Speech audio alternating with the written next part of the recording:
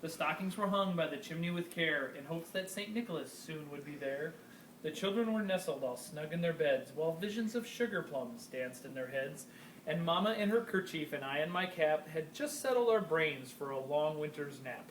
When out on the roof there arose such a clatter, I sprang from my bed to see what was the matter. Away to the window I flew like a flash, tore open the shutter, threw up the sash. The moon on the breast of the new-fallen snow gave the luster of midday to objects below, when what to my wondering eyes should appear but a miniature sleigh and 8 tiny reindeer.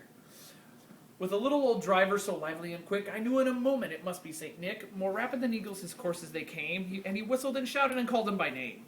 Now Dasher, now Dancer, now Prancer and Vixen, on Comet, on Cupid, on Donner and Blitzen, to the top of the porch, to the top of the wall. Now dash away all.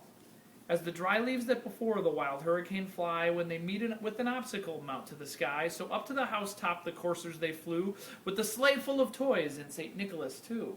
And then in a twinkling I heard on the roof the prancing and pawing of each little hoof. As I drew in my head and was turning around, down the chimney St. Nicholas came with a bound. He was dressed all in fur from his head to his foot, and his clothes were all tarnished with ashes and soot. A bundle of toys he had flung on his back, and he looked like a peddler just opening his pack. His eyes, how they twinkled, his dimples how merry, his cheeks were like roses, his nose like a cherry. His droll little mouth was drawn up like a bow, and the beard on his chin was as white as the snow.